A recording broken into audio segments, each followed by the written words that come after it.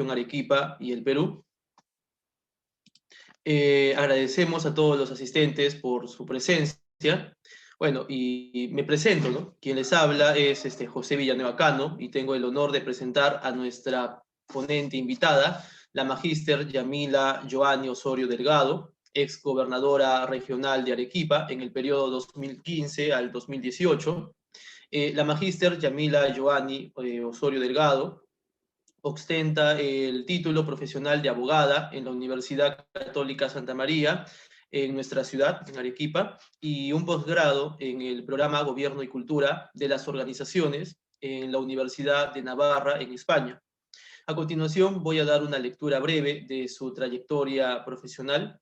La consejera regional en el Gobierno Regional de Arequipa en el año 2011 al 2014, también fue consultora en la ONG, consultores en planificación Coplan.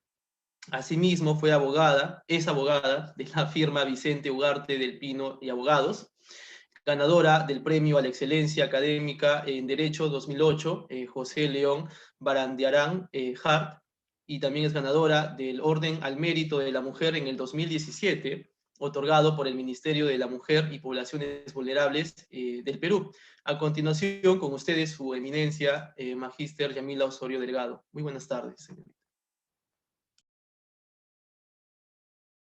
Muy buenas tardes, José. Un gusto poder saludarlos y participar en esta oportunidad de los foros que viene organizando el capítulo de la Universidad Nacional de San Agustín, de AmCham. Entonces yo voy a empezar la exposición compartiendo una presentación para ustedes que he preparado. No se le escucha.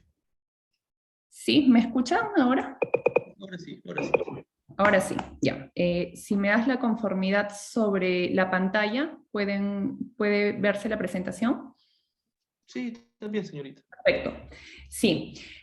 Bueno, a mí me han invitado para hacer una exposición sobre cuáles son los retos socioeconómicos para el desarrollo de la región Arequipa y el Perú. Y lo primero que hay que decir es que hemos llegado al bicentenario de independencia nacional enfrentando una de las más graves crisis económicas y sanitarias generadas por la COVID-19. Sin lugar a dudas es una crisis sin precedentes la que está enfrentando el Perú y el mundo. Y esto ha podido reflejar diversas debilidades estructurales que nuestro país tenía, pero que quizá no se hicieron tan evidentes, sobre todo porque durante lo que va de este siglo, el Perú ha destacado mucho por el crecimiento económico sostenido que ha venido mostrando. Se ha tenido reformas, sobre todo en los años 90, vinculadas a la apertura de mercados, a una economía de libre mercado, exportaciones, firmas de tratados de libre comercio, impulso a la inversión privada, entre otras vinculadas básicamente a economía. Pero lo que ha quedado claro con la crisis generada por la pandemia del COVID-19 es que no hemos tenido un Estado preparado para poder brindar de manera eficiente los servicios públicos a la población. Entonces, para ponernos en contexto, lo primero que vemos llegando al bicentenario que hemos conmemorado hace pocos días es que la COVID-19 ha generado una contracción de la economía peruana en aproximadamente el 12%, el aumento del desempleo, el aumento de la pobreza monetaria, pero sobre todo esto también ha sido acarreado por la precariedad del Estado en la prestación de los servicios esenciales a los ciudadanos, especialmente en salud, que es, digamos, el factor, el sector que ha obligado a paralizar la economía durante muchos meses, teniendo la pandemia más rigurosa, o una de las más rigurosas que se haya visto en el mundo. Esto ha generado que, por ejemplo, la tasa de crecimiento económico que venía mostrando el Perú del 2000 al 2020, que, digamos, no se dejaba de crecer, de pronto llegó la pandemia y el 2020 hubo una desaceleración enorme que evidentemente se viene recuperando en la medida que la economía se ha abierto. De la misma manera hemos podido ver, si nos ubicamos al segundo trimestre del 2020, que es ya cuando empieza la cuarentena, se puede apreciar que la caída del PBI es la más drástica de todos los países de Latinoamérica, que digamos tienen un performance similar al peruano. Ahora evidentemente hay una recuperación, pero esto obedece básicamente a nuestras deficiencias en el sector salud, problemas estructurales que hemos podido, que lo vamos a poder ver y que generaron esta drástica cuarentena que finalmente ha generado esto, que retrocedamos en cuanto a la pobreza monetaria en aproximadamente 10 años, que del 2019 al 2020 hayamos pasado de 20% a más del 30% en cuanto a pobreza, y que por supuesto esto también ha estado influenciado muchísimo por la grave tasa de informalidad altísima que todavía tiene el Perú. Si vamos por Arequipa, vamos a ver también que la situación no es diferente. Como ustedes saben, las tres principales actividades económicas que aportan a la región es la vinculada a minerales, petróleo y gas, a otros servicios dentro de los cuales se encuentra el comercio, el turismo y sobre todo también lo vinculado a la manufactura.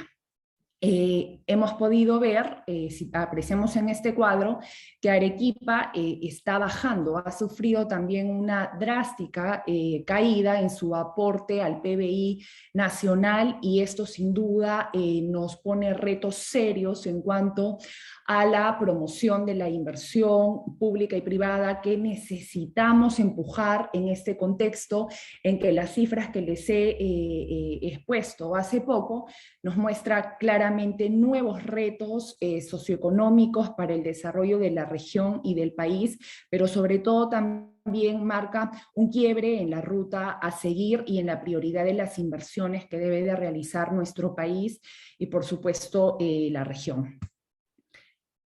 ¿Cuál es la situación social? Hemos hablado de cómo está el país, cómo la pandemia le ha golpeado en materia económica, y ahora vamos a verlo en cuanto a la situación social vinculado a salud. Yo les decía que uno de los motivos por los cuales se cerró drásticamente la economía, que ha generado pues que haya un impacto en el PBI, en la desaceleración del crecimiento económico, en el incremento del desempleo, de la pobreza, entre otros, básicamente por un factor estructural en el cual el Perú lamentablemente no ha tenido como prioridad, o que ha recibido la pandemia en condiciones muy deficientes. Aquí les comparto un gráfico en donde se puede ver cómo antes o al inicio de la pandemia el número de camas UCI que registraba el Perú apenas estaba por encima de Ecuador, El Salvador, Bolivia.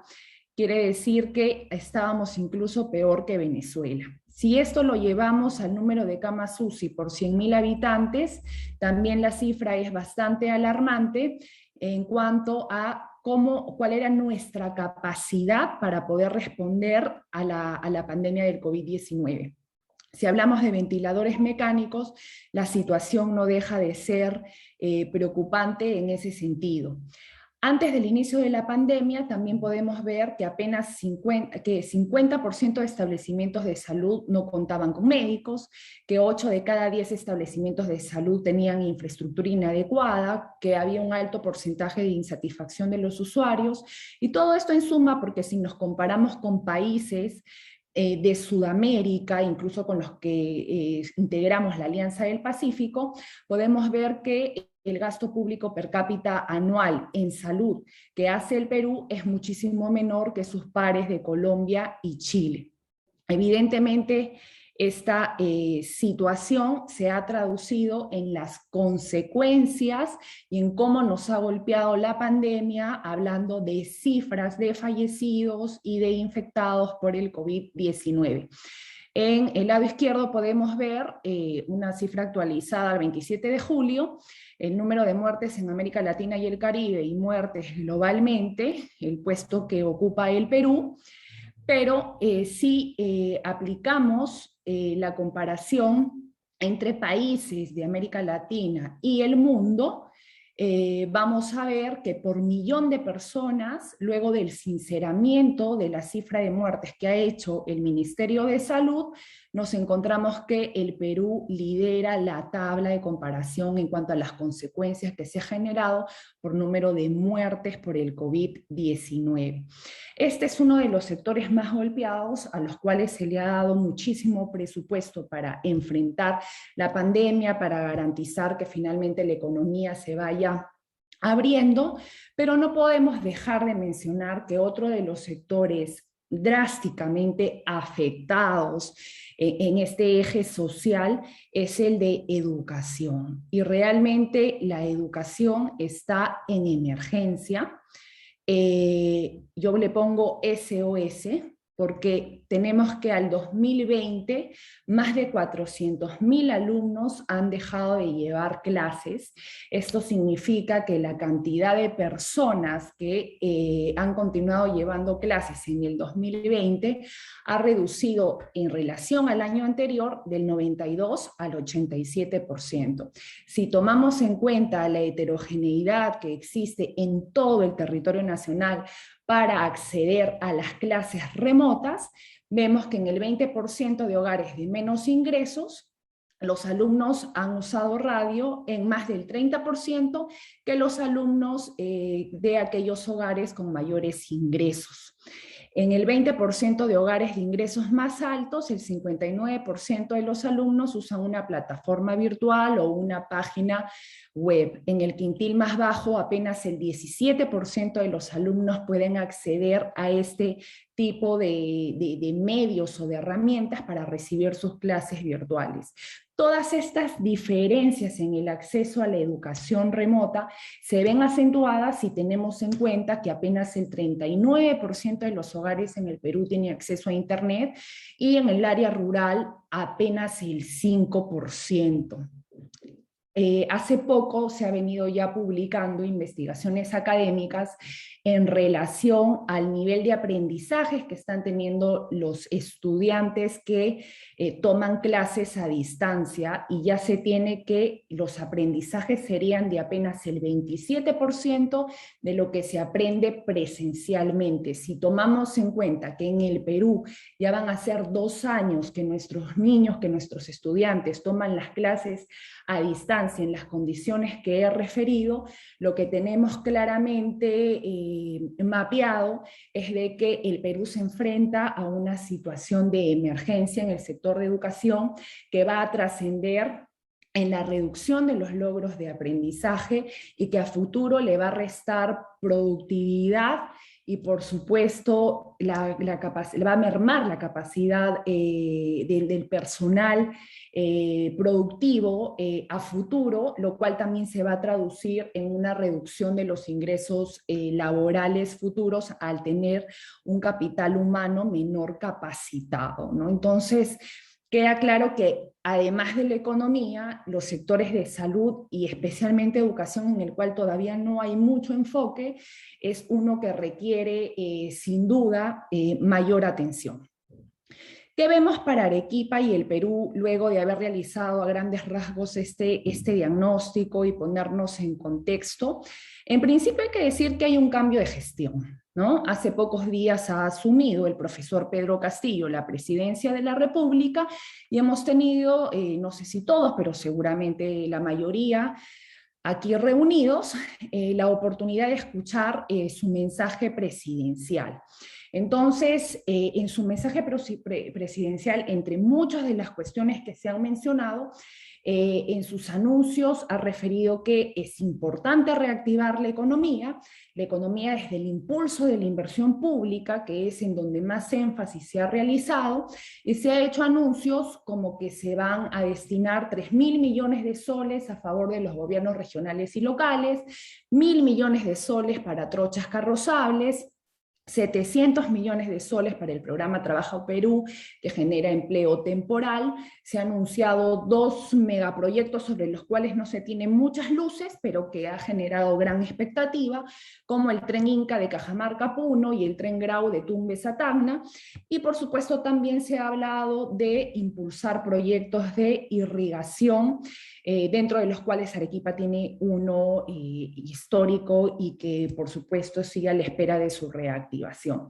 ¿Qué considero de estos proyectos que están en este grupo de impulso a la inversión pública que va a priorizar el gobierno, que Arequipa puede tomarlo como una oportunidad?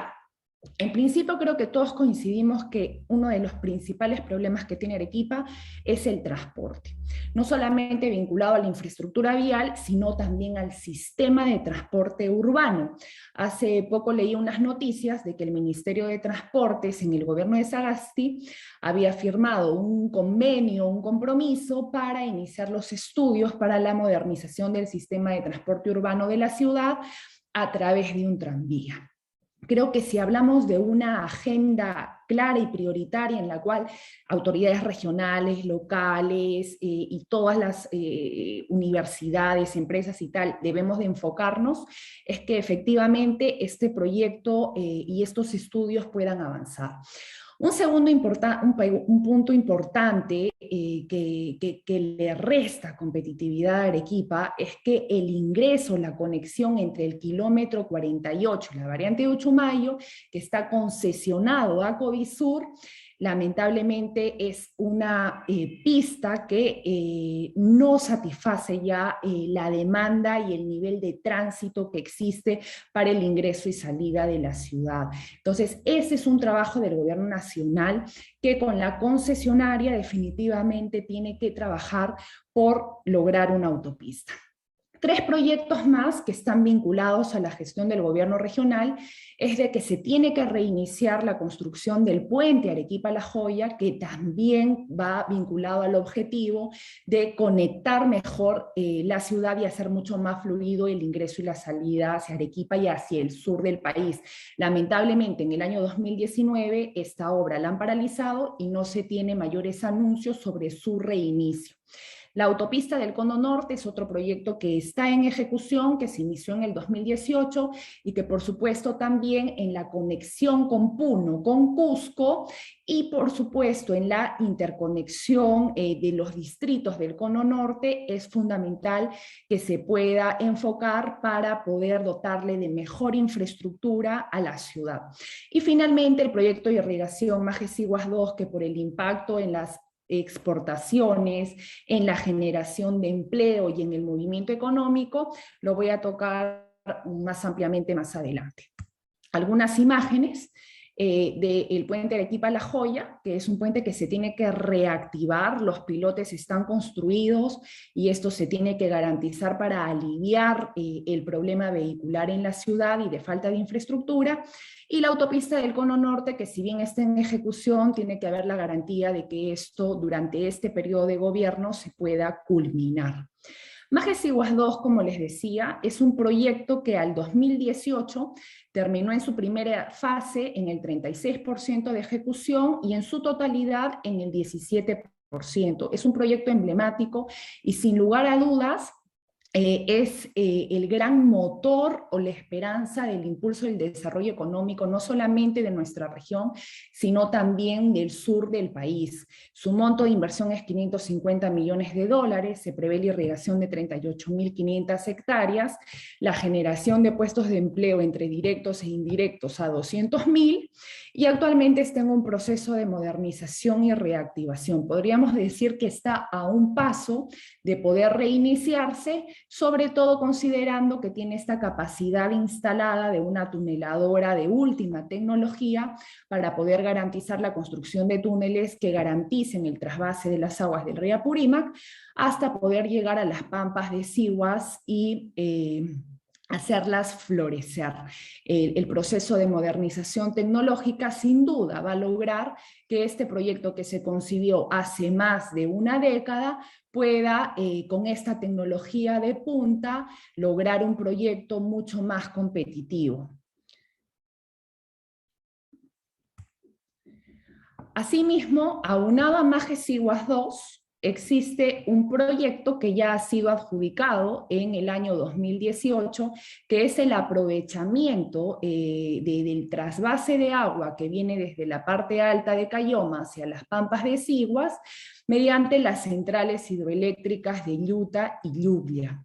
Este proyecto ha sido adjudicado por 970 millones de dólares. Se prevé que puede generar ingresos al gobierno regional anuales de aproximadamente 11 a 12 millones de dólares, una suerte de pago de regalías por el uso de esta agua que va a generar finalmente va a producir generación eléctrica, y que a la espera y con la reactivación del proyecto Majes-Siguas 2, esto también va a poder entrar en construcción y por tanto generar empleo y contribuir a la activación económica que requiere la región en estos momentos. Hablar de la inversión privada también es fundamental. Nosotros, estando en una región minera y en un país minero, es fundamental que no se deje de hablar y de ver qué proyectos son realmente viables, sobre todo porque estamos en un contexto mundial en que el precio del cobre está subiendo y se prevé que seguirá subiendo, rompiendo récords históricos. La proyección es que al 2023 el precio de la tonelada puede llegar a $12.000, una situación nunca antes vista. De la misma manera, no se puede perder de vista de que la producción de cobre, a su vez, además de este precio favorable que se ve en el mercado internacional, creció hasta el 2019 a un ritmo del 6.6%, y que no podemos dejar de ver que el volumen exportable de cobre aporta el 7% al PBI nacional y más del 50% al PBI minero del Perú.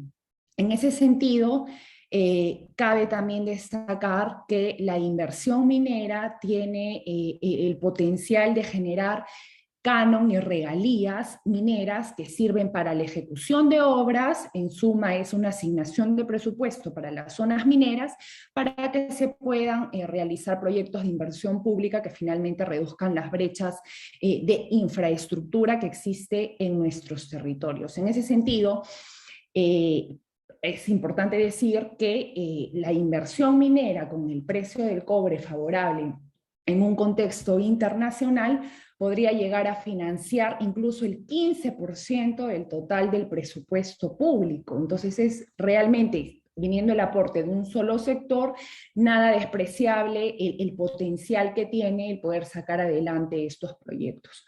En Perú actualmente existen 3 proyectos de mucho impacto que están en plena construcción, que son los proyectos mineros de Quellaveco, Toromocho y Mina Justa.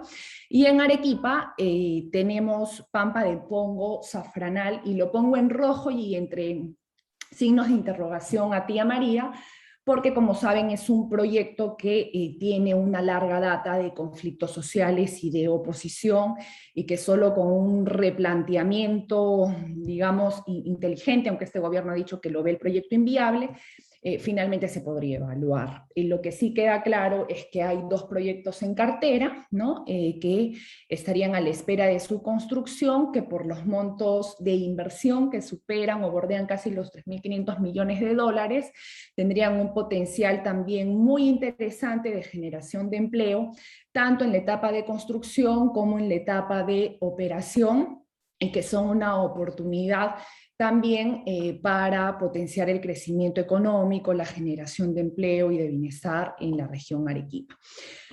Hay retos definitivamente en el sector salud. Les decía que no todo es la economía, ver si exportamos más, el ritmo de crecimiento económico, empleo y tal, si no tenemos un país en donde el Estado esté realmente fortalecido y en la capacidad de brindar servicios públicos de calidad. La pandemia nos ha golpeado en el rostro y nos ha hecho ver situaciones dramáticas de gente incluso tocando las puertas a las clínicas, endeudándose de por vida para poder salvar a sus familiares, y esto sin duda nos tiene que llamar a una reflexión para que la prioridad del gobierno, haciendo una suerte de quiebre en adelante, sea precisamente empoderarse en brindar estos servicios públicos de calidad. Algunos anuncios que entiendo que podrían ir en esa senda, en esa orientación, en cuanto al sector salud, del mensaje presidencial del 28 de julio, es el anuncio del presidente de poder primero llegar al 70% de la población vacunada a fin de año. Ha anunciado la construcción de nuevos hospitales especializados en las regiones, materno-infantiles, oncológicos, de salud bucal, entre otros, el fortalecimiento de las postas y centros de salud, lo que llamamos el primer nivel de atención, un programa hambre cero también para luchar contra la anemia y contra la desnutrición. ¿Qué consideramos que es una oportunidad para el Perú? Es que en la verdad es que existen más de 15 obras de hospitales y grandes centros hospitalarios en el Perú que están paralizadas y que necesita el gobierno otorgarles personal y garantizar su funcionamiento. En segundo lugar, y algo que no se puede concebir, es que en Arequipa se tengan obras paralizadas desde el año 2019 en 3 provincias del departamento que hasta el día de hoy no se terminan.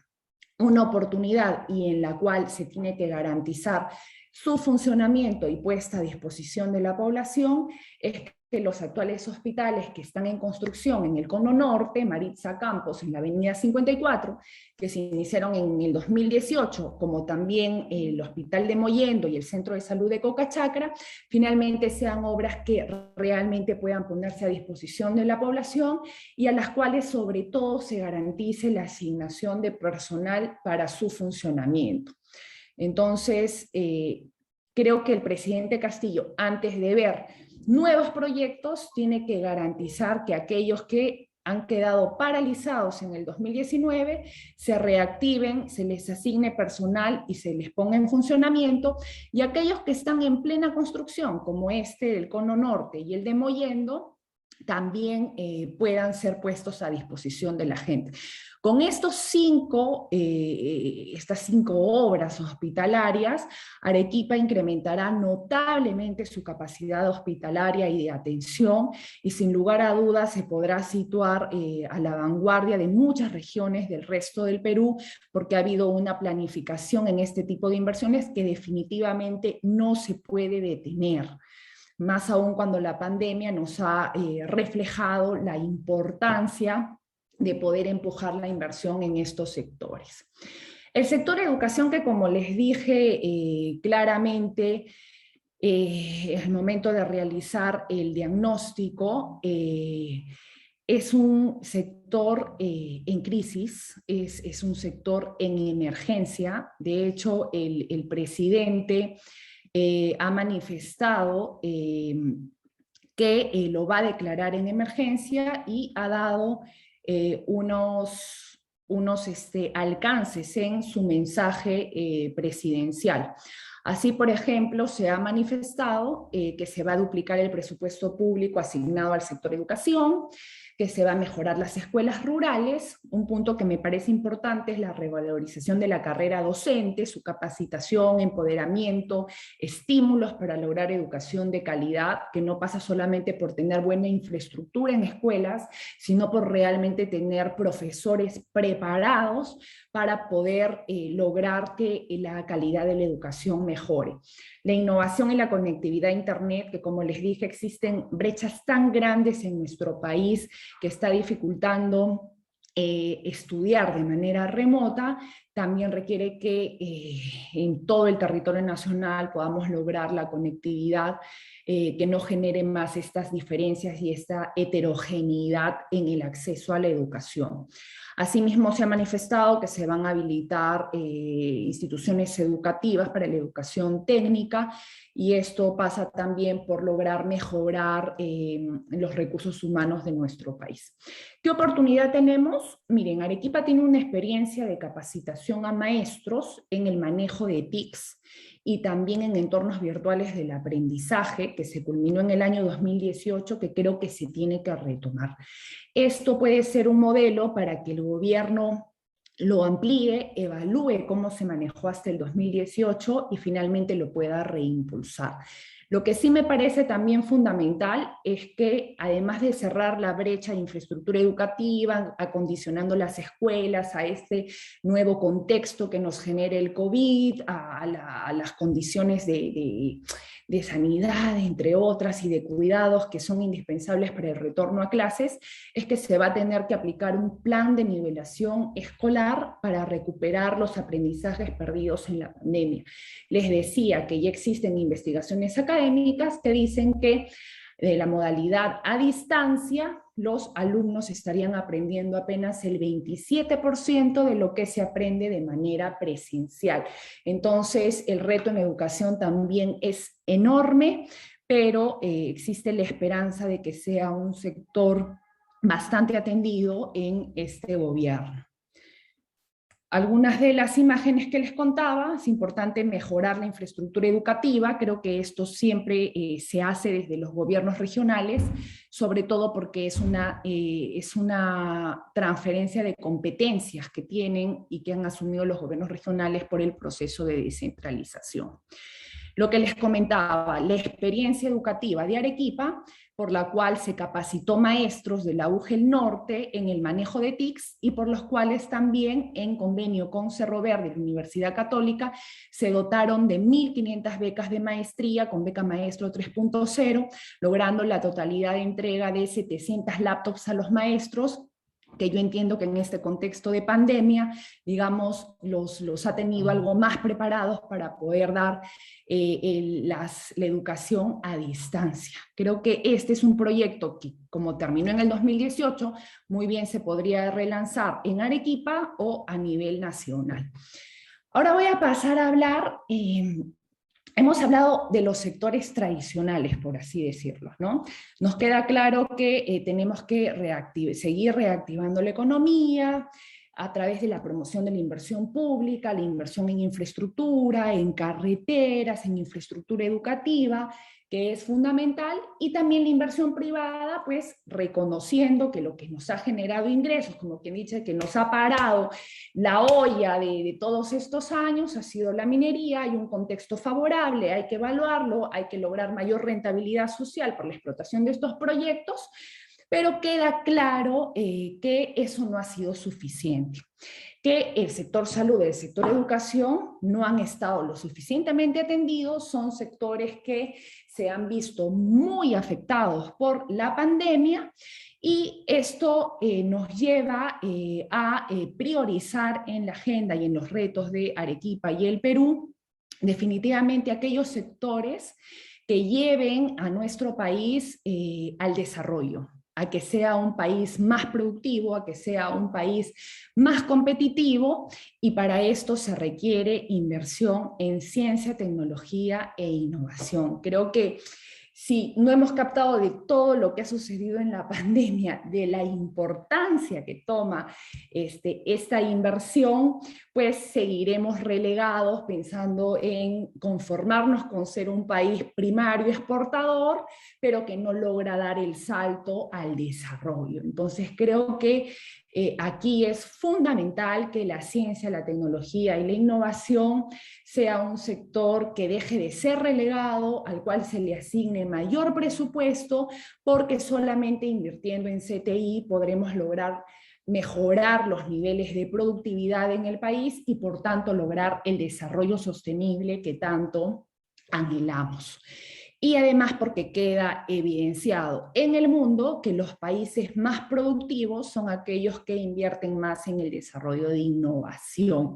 Incluso los que mejor han podido enfrentar a la pandemia precisamente han sido países que tenían mayor inversión en CTI, incluso para poder controlar, rastrear los pacientes por COVID, atenderlos, monitorearlos, entre otras cosas, que llevaron a que no tengan cuarentenas tan rígidas y que por lo tanto sus economías no se afecten de manera tan dramática como lo ha sido el Perú. Entonces creo que esta es una gran lección que nos deja la pandemia.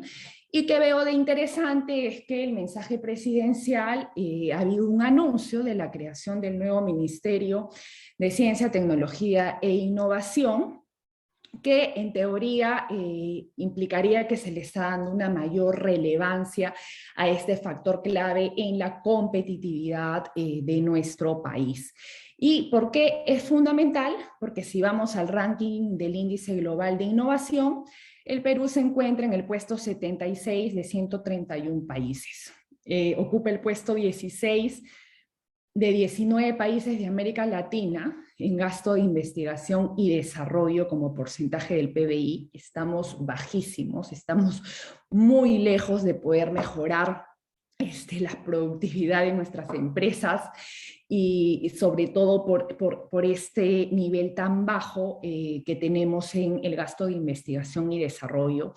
No tenemos un sistema STI consolidado, hay una escasez de una masa crítica de investigadores y porque además todavía estamos casi en pañales en el tema de fomentar una mayor cultura de innovación. Una oportunidad que tenemos es que las universidades públicas reciben canon precisamente para invertir en CTI, pero pese a que se han venido haciendo muchos esfuerzos, todavía queda muchísimo tramo por recorrer, porque si vemos el gráfico que les estoy presentando en pantalla, se puede apreciar que entre el 2015 y el 2019 la ejecución ha sido de apenas el 44.9% en promedio de todas las universidades públicas y que de ellas apenas el 5.7% de actividades fueron en inversión en ciencia y tecnología, en investigación. Entonces, estas oportunidades no se pueden perder. Es fundamental que el nuevo gobierno, con la creación del nuevo Ministerio de Ciencia, pues se dé un mayor impulso y se continúe mejorando la inversión en esto. Lo que les decía, esta falta de espacios de colaboración, de coincidencias entre la academia y la empresa para lo que es I+D, investigación y desarrollo, se puede ver en este gráfico, en donde vemos que en el Perú ese índice de colaboración está muy por debajo del promedio entre países de Latinoamérica y del mundo, y que por supuesto hay que darle un impulso. ¿Qué oportunidad yo veo para Arequipa?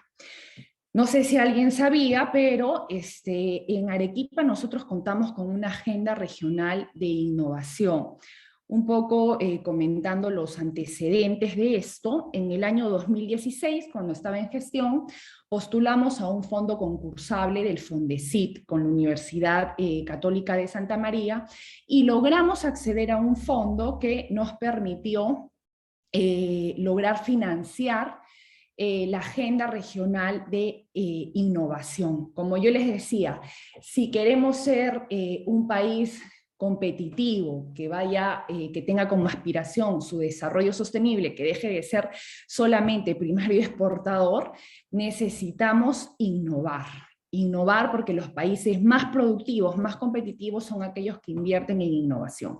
Entonces, lo primero que había que hacer era definir cuál es la agenda regional de innovación de Arequipa, pasando por identificar las áreas prioritarias de especialización inteligente de la región con un eje transversal de innovación y emprendimiento que promueva la dinamización de tecnologías ambientales, biotecnológicas, TIC y otras actividades habilitantes propias de nuestra región. Ahí nosotros identificamos 4 actividades que requieren de alta especialización y que van vinculado con lo que les había manifestado en cuanto a cuáles son los sectores económicos que más aportan al PBI y al crecimiento económico de la región y que están vinculados precisamente a manufactura, a servicios y a minería. Entonces, lo que podemos apreciar es que en esta agenda regional de innovación, que si ustedes gustan, en realidad es un documento público, ¿no?, que ha sido financiado con fondos públicos, se lo podré alcanzar a José para que se los haga llegar, pero a manera de resumen, vemos qué debemos de lograr para hacer una Arequipa sostenible, fortalecer las capacidades de la región para innovación, robustecer la CTI en el desarrollo de actividades prioritarias, como les decía, la agricultura, la minería, la manufactura, el turismo, fortalecer la producción de energías renovables y gestión de recursos hídricos de la región, propiciar un nuevo modelo de producción basado en la competitividad, fomentar nuevas empresas generadoras de valor y fortalecer iniciativas innovadoras para atenuar el cambio climático que afecta a la región.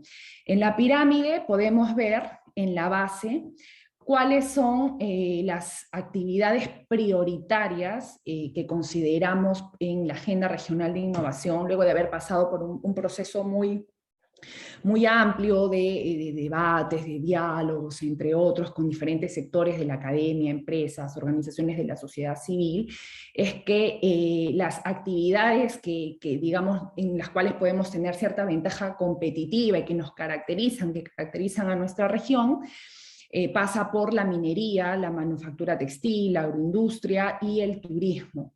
Y que todas estas actividades pues requieren el desarrollo de innovación, partiendo por reconocer algunas oportunidades y problemas, que así se les puede considerar, problemas, pero oportunidades para poder aplicar tecnologías que finalmente aporten a partir de la innovación en lograr que estas actividades económicas sean más competitivas, no solo a nivel nacional, sino también a nivel mundial.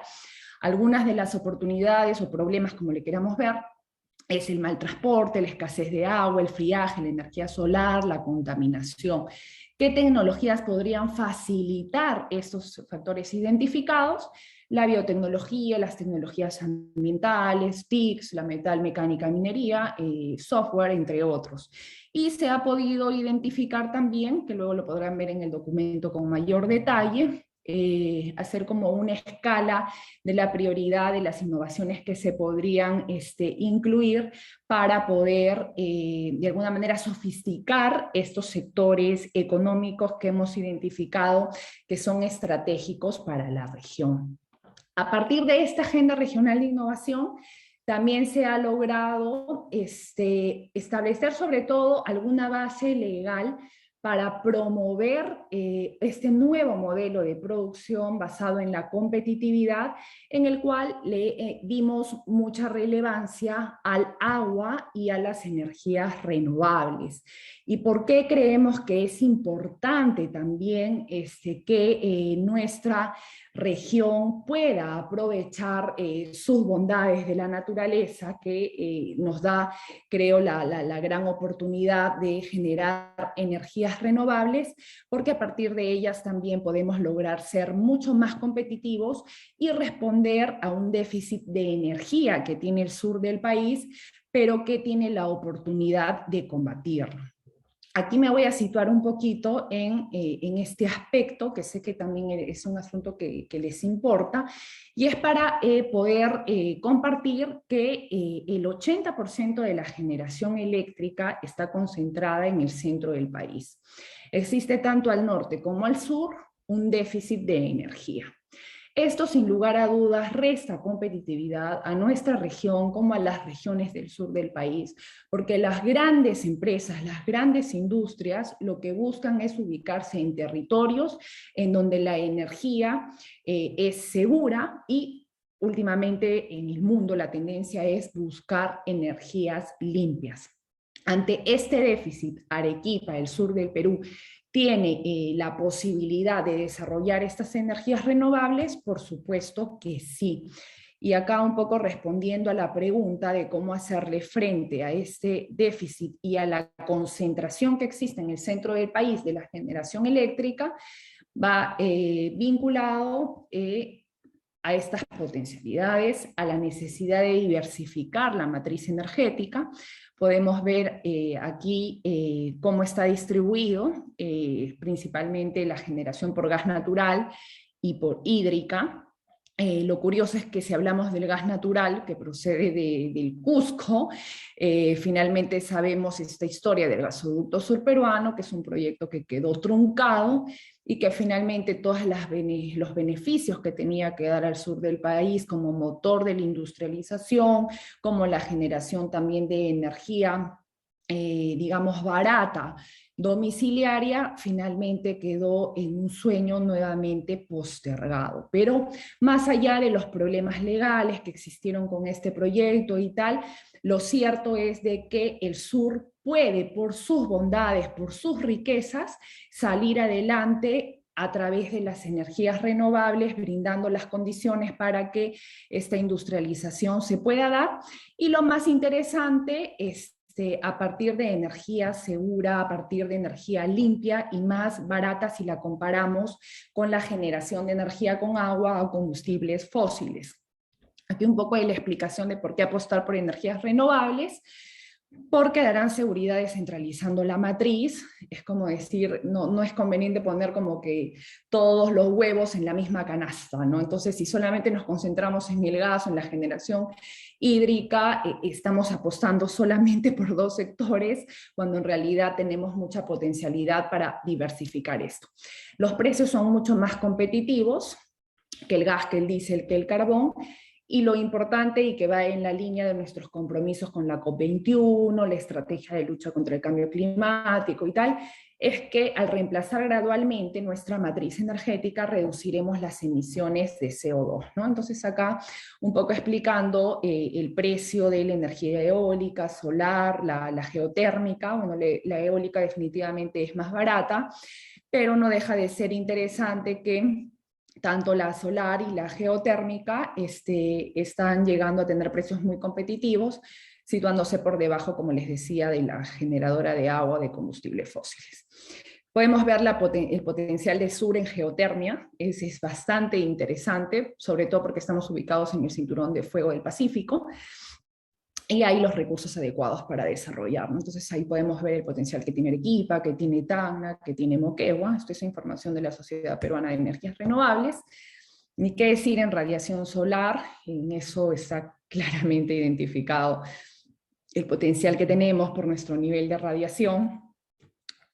Actualmente existen más o menos la capacidad de 100 megawatts solares instalados en Arequipa, Moquegua y Tacna, sin contar que en realidad se sumaron hace poco 144 en la planta de generación de energía solar más grande que se encuentra en Moquegua, y se va teniendo alguna migración. Las pequeñas hidroeléctricas que también contribuyen a cubrir la demanda con generación local renovable, que son las hidroeléctricas de Llute Lluvia, que les expliqué anteriormente, que además del impulso económico y tal que generan, al incorporar 560 megawatts, también está contribuyendo de alguna manera a reducir el déficit de concentración energética que tenemos, y que lo vemos claramente con mayor ventaja en el centro del Perú, ¿no? Entonces, es fundamental también apuntar a que para ser más competitivos, la importancia de enfocarnos en los retos de la Agenda Regional de Innovación pasa también por apelar a ver estas energías renovables, a ver estos recursos, a salir de lo tradicional y poder apelar a la generación en base a fuentes limpias, pero que además contribuyen a esta lucha contra el cambio climático. Finalmente, ya para concluir, quería compartir con ustedes que en el año 2017 nosotros lanzamos un programa llamado Arequipa Sostenible, precisamente sumándonos a la lucha contra el cambio climático y ante ya la evidencia que nos obliga en realidad a asumir como reto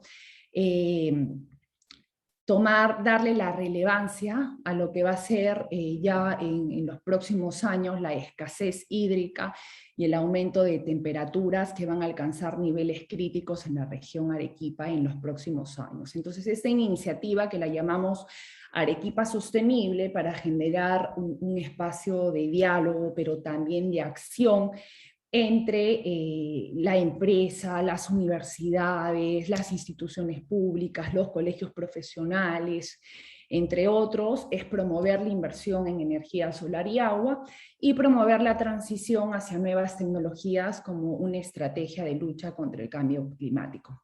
una de las primeras acciones que tomamos fue visibilizar aquellas empresas que han estado precisamente migrando a este tipo de transición para poder ser más productivas, pero también para contribuir a que Arequipa sea sostenible, precisamente como una estrategia de adaptación al cambio climático.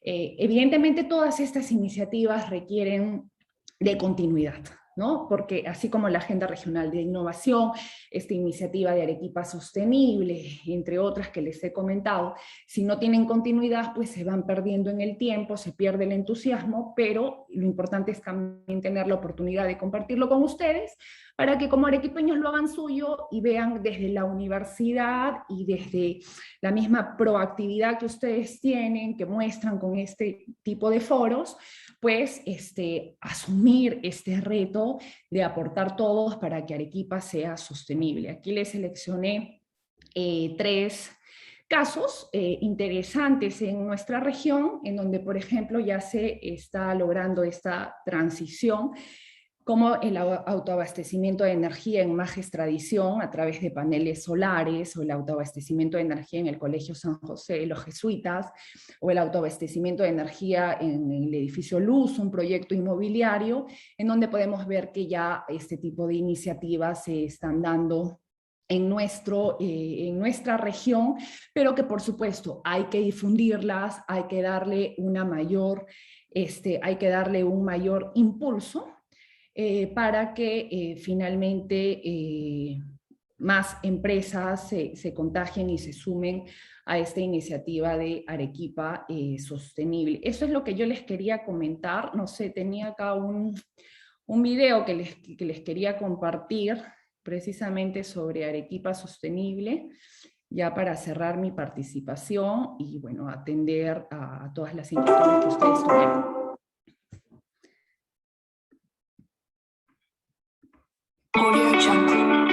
Todos conocemos Arequipa como la ciudad blanca, la tierra de líderes, la ciudad del eterno cielo azul. Hoy te propongo un apelativo más actual y necesario: Arequipa, la sostenible. No sé si se logra Así escuchar. es, si somos gente O si capaz se la de puedo sostener pasar, nuestras a tradiciones, José nuestro orgullo para que y la nuestra comparta. pasión alimentada por la fuerza de un volcán, ¿por qué no podemos ser capaces de sostener nuestro planeta? Hagamos Arequipa sostenible. Demos el ejemplo al mundo de Sí se escucha. una región. Se escucha, pero no se mira, ¿verdad? Se miraba. Ah, se miraba. Uy, lo quité. A ver, lo vamos a poner ya para cerrar la exposición. Espera un momentito. Listo. Listo. Todos conocemos Ahora sí, ¿no? ¿Sí se mira y se escucha? ¿Se escucha? Sí, sí. Perfecto. Arequipa como la ciudad blanca, la tierra de líderes, la ciudad del eterno cielo azul. Hoy te propongo un apelativo más actual y necesario: Arequipa, la sostenible. ¿Sostenible? Así es, si somos gente capaz de sostener nuestras tradiciones, nuestro orgullo y nuestra pasión alimentada por la fuerza de un volcán, ¿por qué no podemos ser capaces de sostener nuestro planeta? Hagamos Arequipa sostenible. Demos el ejemplo al mundo de convertir Arequipa en una región consciente y responsable frente al cambio climático. Arequipa Sostenible es una iniciativa innovadora que une al Estado, la empresa privada y la población para que juntos podamos asegurar y sostener en el tiempo 2 necesidades básicas en nuestra región: agua para siempre y energía limpia. Agua no solo para unos años, una ciudad o un gobierno, sino agua para siempre, para toda Arequipa. Agua que no se pierda y que sea aprovechada de manera innovadora mediante el impulso de medidas que permitan usarla mejor y tener más árboles, más pastos y más infraestructura natural para almacenarla. Energía limpia, que nos convierta en una potencia regional en energías renovables al 2021. No en vano somos la ciudad del eterno cielo azul. Un cielo que nos permita generar parte de nuestra electricidad a través de paneles y termas solares. Por ejemplo, si instalo un panel solar que me sirva para usar mis aparatos eléctricos o abastecer a mi pequeño negocio, contribuyo a reducir emisiones, ahorro en mi cuenta de luz y a la vez promuevo la economía verde. Además, en el futuro, si no uso toda esa electricidad, podré venderla a la empresa de energía y mi ahorro será todavía mayor. Una verdadera nueva forma de aprovechar el sol. Hagamos juntos Arequipa sostenible. Bueno, eso era lo que quería compartir con ustedes, y ahora quedo también a disposición por algunas preguntas que tengan. Igual muchos de los documentos, digamos, que trabajamos en gestión, que pueda ser de su interés, estaré encantada de compartirlas con José. Son documentos públicos que han tenido financiamiento público para su elaboración. Y creo que sí, un poco deteniéndome en la Agenda Regional de Innovación, en el proyecto de Arequipa Sostenible, creo que son los retos que se nos presentan en el siglo XXI y que desde nuestro activismo y ciudadanía comprometida podemos hacer algo para lograr finalmente el objetivo de tener una región sostenible. Muchas gracias.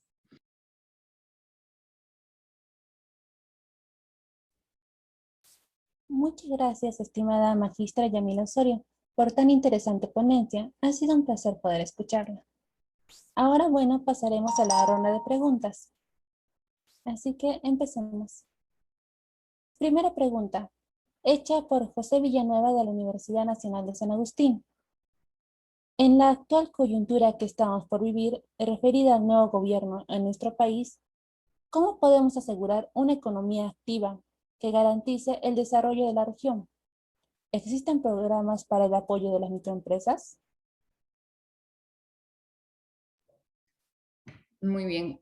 ¿Vamos a hacer preguntas y respuestas o acumulamos varias? ¿Cómo prefieren? Sería preguntas y respuestas. No, ya, perfecto. Bien.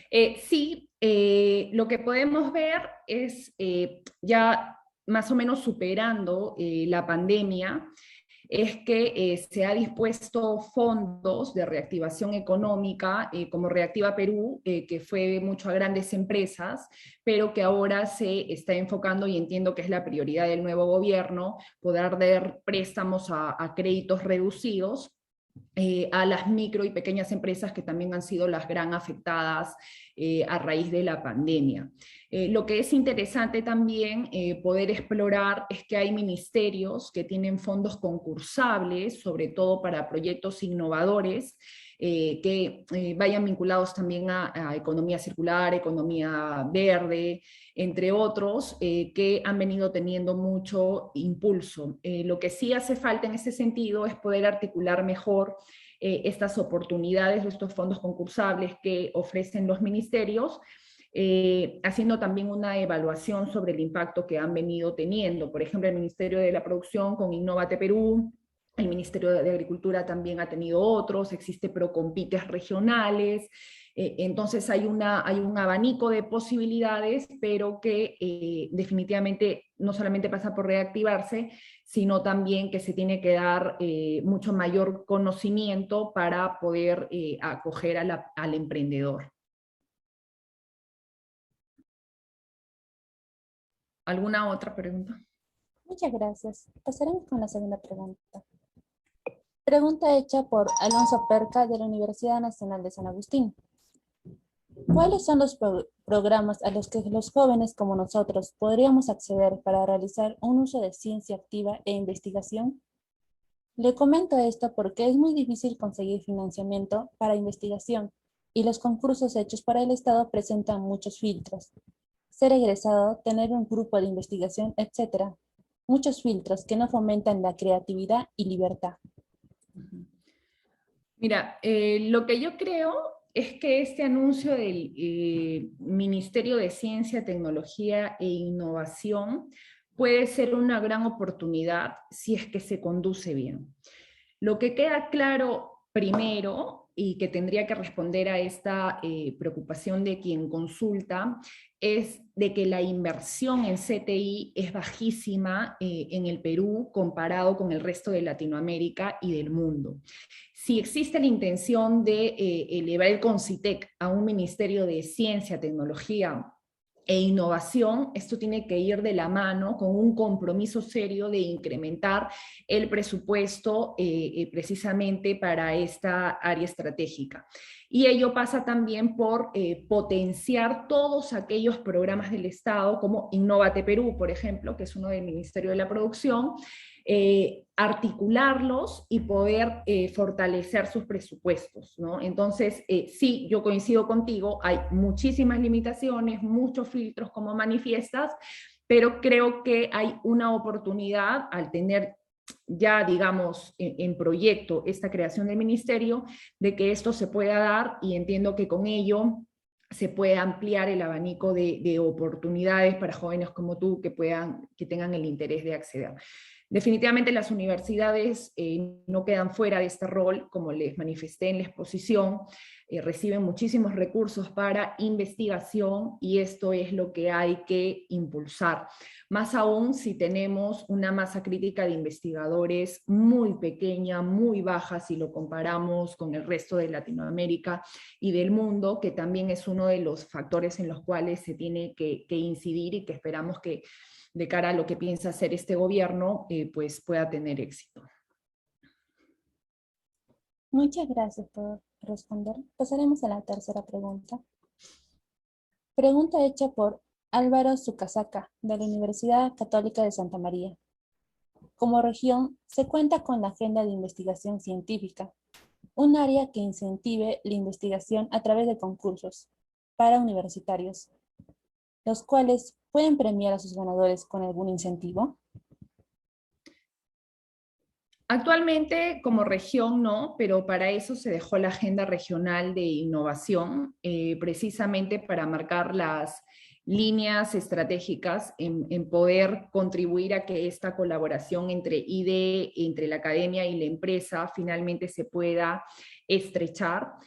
Lo que sí es importante mencionar que en su momento, en el año 2017, se suscribió desde el gobierno regional un convenio con la Embajada de Corea, precisamente para financiar proyectos de innovación de egresados de universidades, pero debo de ser muy franca, dejado la gestión, no he tenido conocimiento de si este convenio ha continuado para lograr sacar a estos fondos concursables adelante o si esto ha sido detenido por el COVID y por, de alguna manera, la afectación que ha tenido la cooperación internacional.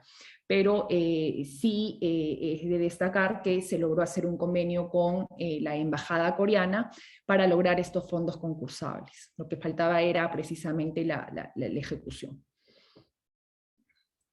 Bueno, pasaremos con la siguiente pregunta. Con respecto al correcto manejo de las materias primas, ¿qué condiciones legales y sociales debemos afrontar como región para el desarrollo de una industria sostenible de extracción minera y de producción de insumos a base de materia prima? Sí, yo creo que en general el reto va para todos los sectores que identificamos en la Agenda Regional de Innovación, tanto para la minería, la manufactura, lo que viene a ser textiles, turismo, la agroexportación, y que de alguna manera se resume en esta iniciativa de Arequipa Sostenible. Primero, reducir vulnerabilidades. Ninguna actividad económica la podemos asegurar si es que no atacamos las vulnerabilidades que tiene Arequipa en agua y en energía. O sea, son dos elementos indispensables para poder otorgar garantías de que cualquier tipo de industria pueda instalarse en nuestra región. Y lo que queda claro es que se prevé, no en un largo plazo, sino que ya se empieza a sentir las consecuencias del cambio climático en la escasez hídrica y también en el tema de la energía. Lo he explicado también, el déficit energético que existe para el sur del Perú, que nos resta competitividad para poder instalar y desarrollar industria, y que se puede responder con las energías renovables. Yo creo que esta potencialidad que tenemos en el sur del Perú tiene que ser explotada y que además es estratégico para poder luchar contra el cambio climático y responder a esta sostenibilidad a la que te refieres. A todo ello tiene que ser complementado con garantizar la disponibilidad hídrica a través de siembra y cosecha de agua, construcción de reservorios medianos o grandes represas. Es una política de inversión que debe de tener absoluta prioridad si es que queremos hacer que Arequipa sea sostenible. Bueno, quinta y última pregunta. ¿Nos podría comentar sobre la Agenda 13 Majes-Iguas II durante su gestión y la actual? ¿Por qué los gobiernos regionales no llegan a ejecutar al 100% del presupuesto total asignado? Muy bien. En relación a Majes-Iguas II, efectivamente había publicado una presentación muy breve. Es un proyecto que en realidad data de muchísimos años, pero la ejecución de las obras se da en el año 2015, en el mes de junio, precisamente cuando iniciaba gestión. El retraso se dio porque hubo un conflicto por el agua con la región del Cusco. Ahí se estableció que a la zona de Espinar tenía que reservarse una disponibilidad hídrica mayor de la que contemplaba el expediente original. Esta situación, cuando se empezó las obras, que las dejamos en un 17% de avance en términos generales y más del 36% en la primera fase, en lo que viene a ser la construcción de la represa y la intervención en la parte alta de Cayoma, finalmente fue advertida por la concesionaria por la necesidad de adaptarse a la próxima menos disponibilidad de agua, a cambiar la tecnología. En ese sentido, el cambio de tecnología que está enfocado en la Adenda 13 va vinculado a que el sistema de distribución del agua en las pampas desiguas contemple un cambio de canales abiertos a canales cerrados que puedan evitar una evaporación más rápida del agua, adelantándose a los efectos del cambio climático en esta zona. En segundo lugar, se vio por conveniente, y creo que era bastante razonable el pedido de la empresa que ejecuta el proyecto para justificar el cambio tecnológico, que las conexiones en las parcelas que están previstas en 200 hectáreas se puedan realizar durante la intervención y que no sea una carga que asuma quien compra las parcelas, y que por lo tanto garantice la puesta en producción inmediata. Es decir, en lo que podría variar en relación al esquema original y este nuevo cambio tecnológico es que en el esquema original quien compraba las tierras tenía que hacer una inversión adicional para poder llevar el agua a la cabeza de parcela, lo cual podía tomar más tiempo en la producción. A diferencia del nuevo esquema propuesto, que además contempla una intervención para evitar la evaporación del agua como un adelanto a los efectos del cambio climático, es poder lograr que quien adquiera la tierra pueda simplemente, como una suerte de abrir un caño, empezar a irrigar y a producir. En términos de costos de oportunidad, definitivamente una propuesta muy, muy ventajosa, que como hemos podido, no sé si estás al tanto de las últimas noticias, el Ministerio de Economía, después de muchos años de idas y vueltas, finalmente le ha dado el visto bueno. En segundo lugar, en relación a la ejecución de la inversión pública, yo creo que los problemas son muchos.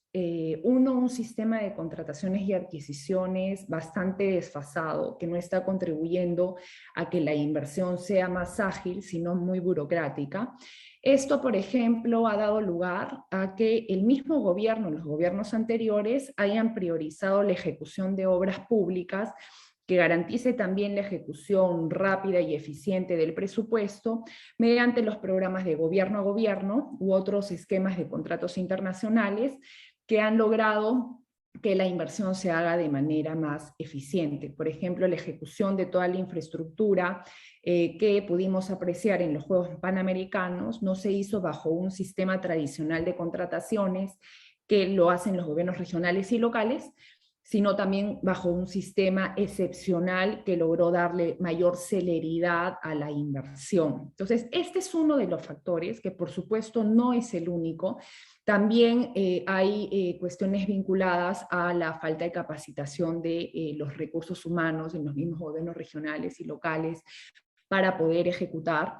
Y creo yo también que hace falta un mayor seguimiento del Ministerio de Economía para que la inversión que se realice sea eficiente y realmente contribuya a la reducción de brechas, porque ya no es una cuestión de si no ejecuto bien el gasto público, sino de si el presupuesto está orientado precisamente a atacar los principales sectores que requieren atención en una comunidad. Por ponerles un ejemplo, en el caso de la Municipalidad Distrital de Yarabamba, que deben de saber que es un distrito que recibe muchísimo dinero por canon y regalías, recibe el 70% de los ingresos de estos recursos per cápita al año de toda la región Arequipa, y sin embargo es un distrito que apenas tiene al 20% de la población con acceso a agua y saneamiento las 24 horas del día, ¿no? Entonces, este tipo de situaciones se aprecian en Arequipa, se aprecian en el resto del Perú, y requiere un cambio, un quiebre, para que la inversión no solamente se trate de ejecutar bien y rápidamente al año, sino de manera eficiente, atacando los sectores que requieren reducción de brechas de infraestructura que puedan garantizar una mejor calidad de vida.